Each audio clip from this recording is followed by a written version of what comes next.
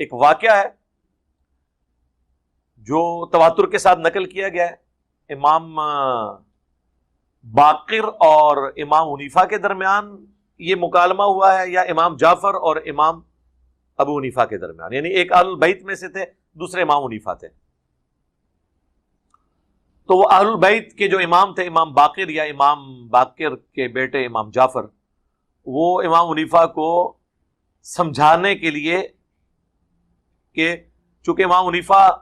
اکثر معاملات میں عقل کو دخل دیتے تھے اور بعد میں احادیث اس کے خلاف نکلتی تھی، اور پھر وہ حنفیوں کو بعد میں دفاع کرنا پڑتا تھا کچھ چیز۔ امام اعظم ابو حنیفہ نعمان ابن ثابت رحمہ اللہ کی ذاتی گرامی قدر کے خلاف ایک مذموم پروپیگنڈا کیا جاتا ہے روافض کی طرف سے اور بعض متعصبین کی طرف سے، اور بہر صورت کوشش کی جاتی ہے کہ امام اعظم ابو حنیفہ رحمہ اللہ کی ذات گرامی قدر کے مقام و مرتبے کو ڈی گریڈ کیا جائے، ان کے حاسدین، ان سے جلنے والے فقہ حنفی سے اور احناف سے اور امام اعظم ابو حنیفہ رحمۃ اللہ سے تعصب رکھنے والے، وہ بہر صورت کوشش کرتے ہیں کہ کسی نہ کسی طریقے سے امام ابو حنیفہ رحمۃ اللہ کے مقام و مرتبے کو ڈی گریڈ کر کے لوگوں کے سامنے پیش کیا جائے۔ اسی طرح کی ایک واردات مرزا جیلمی نے جھوٹ بولتے ہوئے، کذب بیانی کرتے ہوئے کی ہے۔ ایک جھوٹا واقعہ پیش کر کے امام اعظم ابو حنیفہ رحمۃ اللہ کے خلاف ایک منفی پروپیگنڈا کرنے کی کوشش کی ہے۔ روافض تو پیش کرتے ہی ہیں، مرزا جیلمی نے یہ کہہ کے اس کو پیش کیا ہے کہ یہ واقعہ تواتر کے ساتھ ثابت ہے۔ تواتر یہ خبر کی سب سے اعلیٰ قسم ہے، جس کو اتنے لوگوں نے روایت کیا ہو کہ جن کا جھوٹ پہ جمع ہونا محال ہو، یہ خبر کی سب سے اعلیٰ قسم ہے۔ ایک جھوٹے واقعے کو مرزا جیلمی کہتا ہے کہ یہ تواتر کے ساتھ ثابت ہے، اور پھر مرزا نے جس انداز سے اس کو بیان کیا ہے، اس کا بیان کرنا بھی اس کے جھوٹا ہونے کی دلیل ہے۔ کہتا ہے کہ امام ابو حنیفہ رحمۃ اللہ کی ملاقات ہوئی امام محمد باقر کے ساتھ یا امام جعفر صادق کے ساتھ۔ اہل البیت کے دو اماموں میں سے کوئی ایک امام تھا اور امام ابو حنیفہ کی ان سے ملاقات ہوئی۔ اب آپ خود اندازہ لگائیں کہ جس میں جو مرکزی کردار ہے، جو شخصیت ہیں جن کے ساتھ امام ابو حنیفہ رحمۃ اللہ کی ملاقات ہو رہی ہے، وہی متعین نہیں ہے کہ وہ کون شخصیت ہے، امام محمد باقر ہیں یا امام جعفر صادق ہیں۔ کہتا ہے ان دونوں میں سے کوئی ایک تھے، اور دعویٰ کیا کہہ رہا کہ تواتر کے ساتھ ثابت ہے یہ واقعہ، جبکہ تواتر تو کجا، یہ واقعہ جھوٹا واقعہ ہے۔ مرزا جیلمی تو سند صحیح کے ساتھ اس واقعے کو ثابت بھی نہیں کر سکتا، اور امام اعظم ابو حنیفہ رحمۃ اللہ کے خلاف جتنا لوگوں نے کچھ جھوٹ گڑا، متعصبین نے اور بغض رکھنے والوں نے ان کے مقام و مرتبے اور ان کی عظمت سے جل کر پتہ نہیں کیا کچھ انہوں نے لوگوں نے بنا کے ان کے خلاف پیش کیا ہے۔ اور حقیقت یہ ہے کہ امام اعظم ابو حنیفہ رحمۃ اللہ کی ذاتی گرامی قدر کے حوالے سے اس طرح کی جو باتیں اور منفی پروپیگنڈا کیا جاتا ہے، وہ بالکل جو ہے وہ جھوٹے اور منفی پروپیگنڈے ہیں جن کا حقیقت کے ساتھ کوئی تعلق نہیں ہے۔ اب یہ واقعہ جو مرزا جیلمی نے پیش کیا ہے، اور اس میں یہ کہا کہ امام ابو حنیفہ رحمۃ اللہ امام محمد باقر سے ملے یا امام جعفر صادق سے ملے، اور ان امام نے، اہل البیت کے امام نے امام ابو حنیفہ کو سمجھایا، کیونکہ امام ابو حنیفہ اکثر مسائل میں عقل کو دخل دیتے تھے، اکثر مسائل میں عقل کو دخل دیتے تھے۔ مرزا جیلمی کا یہ بھی امام اعظم ابو حنیفہ رحمۃ اللہ پر صریح جھوٹ اور کذب ہے۔ امام اعظم ابو حنیفہ رحمۃ اللہ کا جو منہج ہے اور جو مسائل کے استنباط و استخراج کا جو ان کا اسلوب ہے، اور ان کے ہاں تو ادلہ اربع ہیں، سب سے پہلے کتاب اللہ قرآن مجید، پھر سنت رسول، پھر اجماع، اور پھر اس کے بعد چوتھا مرتبہ آتا ہے قیاس اور اجتہاد کا۔ اجتہاد اور قیاس یعنی عقل کے ذریعے مسائل کو اس انداز سے کہ فرع کو حکم اور علت میں اصل کے ساتھ لاحق کر دینا، اس کو اجتہاد اور قیاس کہا جاتا ہے۔ امام ابو حنیفہ رحمۃ اللہ اجتہاد اور قیاس کو درجہ دیتے تھے چوتھے نمبر پر، کتاب اللہ، سنت، اجماع، اور اس کے بعد چوتھا مرتبہ ہے قیاس کا۔ جبکہ مرزا جیلمی کہتا ہے کہ امام ابو حنیفہ رحمۃ اللہ اکثر مسائل میں عقل کو دخل دیتے تھے، اور باقاعدہ اس کے حوالہ جات موجود ہیں کئی سندوں کے ساتھ۔ حافظ ابن عبد البر اندلسی نے اپنی کتاب الانتقاء میں متعدد سندوں کے ساتھ امام اعظم ابو حنیفہ رحمۃ اللہ کا یہ قول ذکر کیا ہے۔ صفحہ نمبر 346 پر، 48 پر اور 349 پہ امام اعظم فرماتے ہیں قال ابو حنیفہ اذا لم یکن فی کتاب اللہ ولا فی سنت رسول اللہ صلی اللہ علیہ وآلہ وسلم نظرت فی اقاویل اصحابہ۔ فرماتے ہیں سب سے پہلے میں مسئلہ دیتا ہوں کتاب اللہ سے، اگر نہ ملے پھر سنت رسول سے، نہ ملے تو پھر نبی کریم علیہ الصلوۃ والسلام کے صحابہ کے اقوال کو دیکھتا ہوں، ولا اخرج عن قولہم الی قول غیرہم، اور پھر میں صحابہ کے قول کے بعد کسی کے قول کو ترجیح نہیں دیتا، یعنی صحابہ میں سے کسی کے قول کو اختیار کر لیتا ہوں۔ یہ امام اعظم ابو حنیفہ رحمۃ اللہ کا جو منہج ہے، اس کو حافظ ابن عبد البر اندلسی نے اپنی کتاب الانتقاء میں، اور امام ابن حجر عسقلانی نے تہذیب و تہذیب کی جلد نمبر 7 صفحہ نمبر 325 پہ یہی روایت بیان کی ہے، اور امام بدر الدین عینی عمدۃ القاری شرح صحیح البخاری کی جلد نمبر 10 صفحہ نمبر 51 پہ ذکر کرتے ہیں کہ ان ابا حنیفہ قال لا اتبع الرأی والقیاس، فرماتے ہیں کہ میں، امام ابو حنیفہ فرماتے ہیں کہ میں رائے اور قیاس کی اتباع نہیں کرتا مگر جب مجھے کتاب اللہ اور سنت رسول اور قول صحابہ میں سے کچھ نہ ملے، نہ کتاب اللہ سے کچھ ملے، نہ سنت رسول سے، اور نہ صحابہ اکرام رضی اللہ تعالیٰ عنہم کے اقوال میں سے کوئی قول ملے، جب تک ان میں سے کوئی چیز مل جاتی ہے تو میں قیاس اور اجتہاد، قیاس اور رائے کو دخل نہیں دیتا۔ میں سب سے پہلے کیا کہتا ہوں کتاب اللہ، پھر سنت رسول، پھر صحابہ اکرام رضی اللہ تعالیٰ عنہ کے اقوال کو بیان کرتا ہوں۔ ان 3 کتابوں سے بھی حمد تعالیٰ میں نے یہ بات ثابت کر دی، محدثین اور علماء کی کتابوں سے، کہ امام اعظم ابو حنیفہ رحمۃ اللہ سب سے پہلے مسئلہ کس سے لیتے ہیں؟ قرآن مجید سے، کتاب اللہ سے۔ اور مرزا جلمی کہتا ہے کہ اکثر مسائل میں امام ابو حنیفہ وہ رائے کو دخل دیتے تھے، اور امام ابو حنیفہ رحمۃ اللہ علیہ نے یہ جو منہج ہے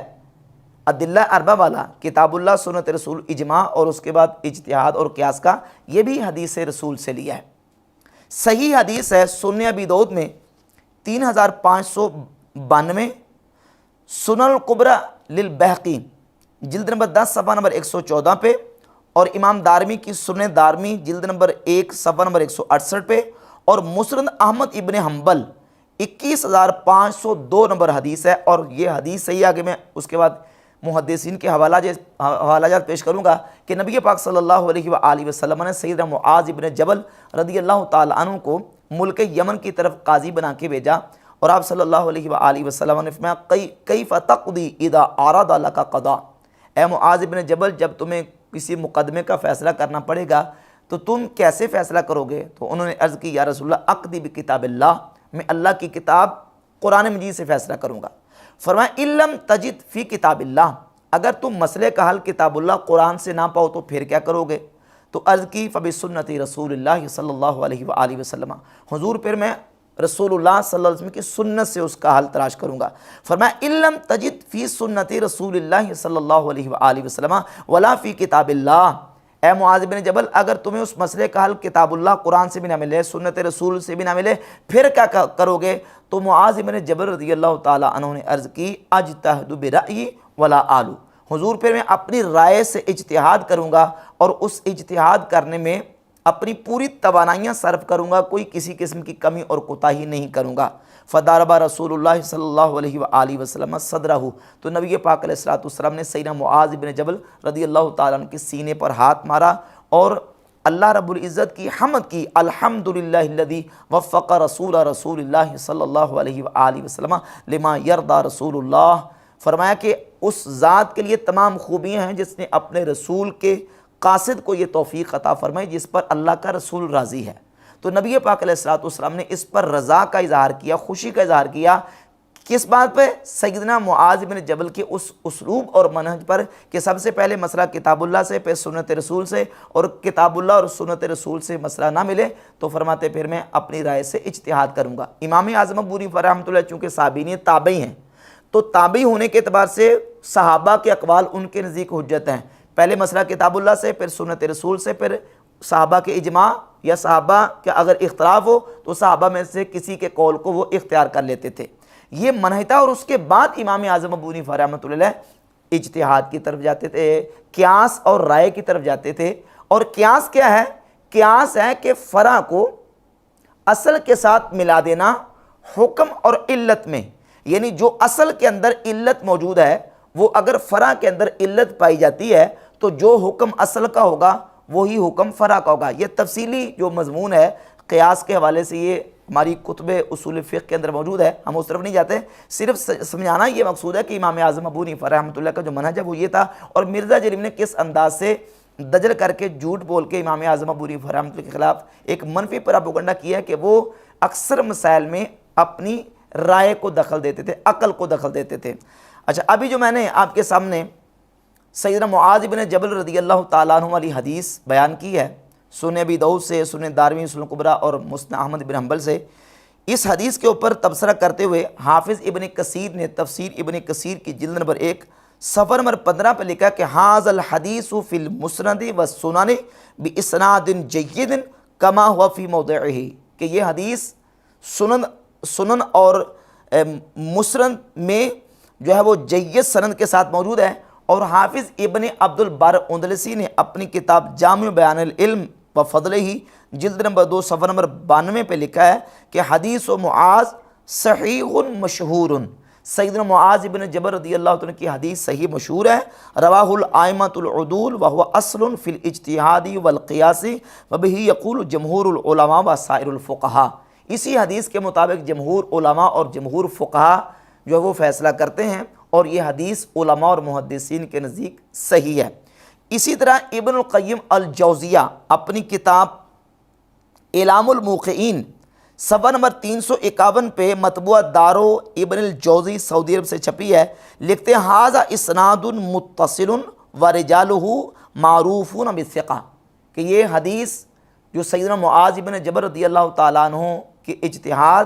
اور قیاس کرنے والی ہے، یہ حدیث کے رجال جو ہیں وہ اس کی سند متصل ہے اور اس کے رجال معروف بالثقہ ہیں، لہذا یہ روایت بالکل صحیح محدثین اور فقہاء کے نزدیک درجہ صحت کو پہنچتی ہے۔ امام ابو حنیفہ رحمۃ اللہ کا منہج اور اسلوب بھی یہ ہے کہ وہ کتاب اللہ، سنت رسول اور اجماع، اور اس کے بعد قیاس اور رائے کا مرتبہ رکھتے ہیں۔ نعوذ باللہ تعالیٰ وہ کتاب اللہ اور سنت اور جو قرآن کی اور حدیث کی نصوص ہیں ان کے اندر اپنی عقل کو دخل ہرگز نہیں دیتے۔ اور پھر اس سلسلے میں جو واقعہ پیش کیا مرزا جیلمی نے امام ابو حنیفہ رحمۃ اللہ کے خلاف کہ وہ امام جعفر صادق کو یا امام محمد باقر کو ملے، اور امام جعفر صادق نے کہا کہ آپ تو جو نا وہ رائے کو دخل دیتے ہیں اور آپ قیاس کرتے ہیں، تو پھر امام جعفر صادق رضی اللہ تعالیٰ نے ان کو فلاں مسائل ان سے پوچھے، تو امام ابو حنیفہ ان کے سامنے لاجواب ہو گئے، جبکہ حافظ ابن عبد البر اندلسی نے اپنی کتاب الانتقاء کے صفحہ نمبر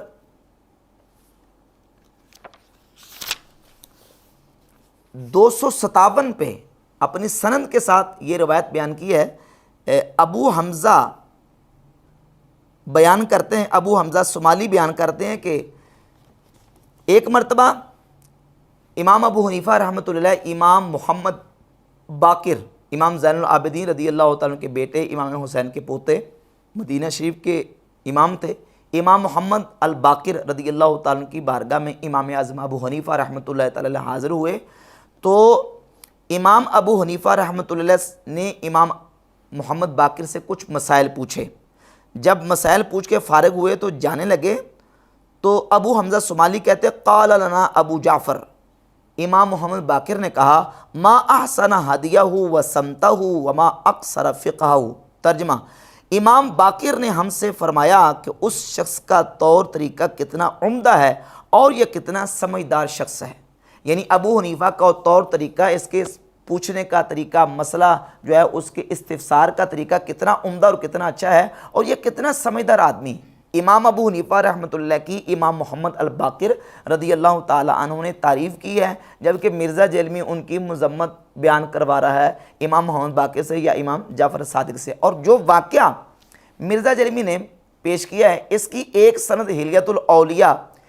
امام ابو نعیم الاصفہانی کی کتاب میں موجود ہے، جس میں ایک راوی ہے عمر بن جمع، اس واقعے کا راوی ہے عمر بن جمع۔ عمر بن جمع کا سٹیٹس بیان کرتے ہوئے امام ابن عدی اپنی کتاب الکامل فی الضعفاء جلد نمبر 5 میرے پاس جو صفحہ ہے وہ 1764 ہے۔ امام یحییٰ بن معین رحمہ اللہ سے ذکر کرتے ہیں کہ امام یحییٰ بن معین فرماتے ہیں عمرو بن جمع صاحب العامش واللیث بن ابی سلیم کانا یحدث فی المسجد وکانا کذابا خبیثا۔ یہ عمر بن جمع جو امام ابو حنیفہ کے خلاف یہ جھوٹا واقعہ بیان کر رہا ہے، یہ عمر بن جمع کون ہے؟ کذابا خبیثا۔ یحییٰ کہتے ہیں کہ یہ کذاب اور خبیث ہے۔ قال النسائی، امام نسائی کہتے ہیں عمرو بن جمع متروک الحدیث، عمر بن جمع متروک الحدیث ہے۔ اور اس کی ایک سند امام خطیب بغدادی کی کتاب الفقیہ والمتفقہ اس کے اندر موجود ہے۔ ایک عرب سکالر اور عرب محقق علی بن نائف الشہود، ان کی کتاب ہے المفصل فی احادیث الفتن، اس کے صفحہ نمبر 1048 پہ اسی واقعے کے نیچے انہوں نے لکھا ہے کہ ضعیف جدا بل عندی موضوع علی ابی حنیفہ رحمہ اللہ، کہ یہ واقعہ بالکل پکا ٹھکا ضعیف ہے، بلکہ کہتے ہیں میرے نزدیک یہ جعلی اور گڑا ہوا ہے امام ابو حنیفہ رحمہ اللہ کے خلاف۔ یہ ہے اس واقعے کی حیثیت، اور مرزا جلمی کہہ رہا ہے کہ تواتر کے ساتھ ثابت ہے، یعنی جھوٹا واقعہ اور اس کو کیا نام دے رہا ہے؟ تواتر، حالانکہ تواتر خبر کی سب سے اعلیٰ قسم ہے۔